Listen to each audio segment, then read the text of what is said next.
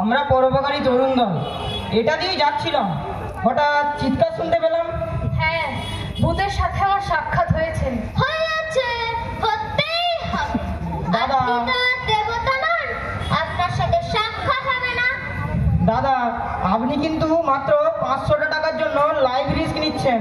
আমাদের দিকে শুধু একবার বলে দিন, আমরা যন্ত্রটা নিয়ে এসে গাছটাকে কেটে দিই। কাল সকালে আসুন, টাকা দিয়ে দেব। দাদা বাইরে আমাদের বিশ্বাস করতে পারছেন না। একবার চালিয়ে দিও না, দাদা সব বিশ্বাস করবে। চুপ সারা। অবিশ্বাসের কথা নয়, এত রাত্রে যদি টাকাটা দিই তবুও আপনারা যন্ত্রটা ভাড়া করে আনতে পারবেন না। সেই জন্য বলছি কাল সকালে আসুন। ঠিক আছে, পরোপকারী তরুণ দল কাল সকালে আবার আসছে, টাকাটা রেডি রাখবেন। পাশের বাড়িতেও কোনো কেস পেলাম না। এই দেখ, এই দুটো পাগলা এখানেও ঢুকে পড়েছে রে। আপনারা এদেরকে চেনেন নাকি? আরে চেনবো না কেন? এই কিছুদিন হলো এই দুটো পাগলকে দেখছি পাড়া এসে ঘুরছে। তা মানিকজোড়, এখানে কি দরকার? এখনো তো কোনো খুন হয়নি। খুন হয়নি? এত দেরি হওয়ার তো কথা নয়। কি বলছিস মধু?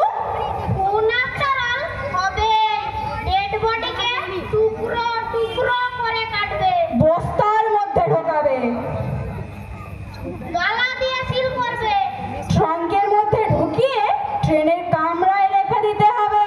যেই ট্রেন ছাড়বে আমি খাবার করে খনি ধরে ফেলবো। না আমি ধরবো। আমি ধরবো। তুই পারবি না, আমি ধরবো। আমি ধরবো। চুপ করুন, যান ওখান থেকে। নিজেদের মাথা তো গেছে, এখন এসেছে আমার মাথাটাকে পাগল করতে। চল মধু, পাশের বাড়ি যাই। তাই চল। এরকম পড়া তো জীবনে দেখিনি। ভূত, প্রেত, পাগল, ছাগল সব এক জায়গায় এসে জড়ো হয়েছে। পাড়া তুলে কথা বলবেন না দাদা, বাপ তুলে কথা বলুন, সহ্য করে নেব। এই তরুণ দল পাড়ার কখনো বদনাম হতে দেয়নি। দেবো নাকি চালিয়ে? তোর মাথা ফাটিয়ে দেবো সালা। ঠিক আছে, ভুল হয়ে গেছে।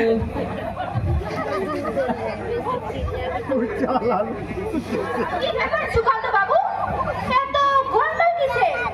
আর পাড়ার এই বাজে ছেলেগুলো এত রাত্রে এখানে কি করছে?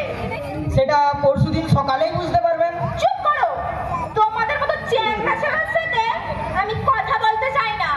মুখ সামলে কথা বলবেন। তরুণ দলকে চ্যাংড়া বললে না, তরুণ দল অত্যাচারী হয়ে উঠবে। কি করবে তোমরা? ভয় দেখাচ্ছ? দেখতে চান? হ্যাঁ দেখতে চাই। বড্ড বার বেড়েছে তোমাদের। পটকা, বুঝেছি গুরু, চালনার সময় এসে গেছে। আজ নয় পরে।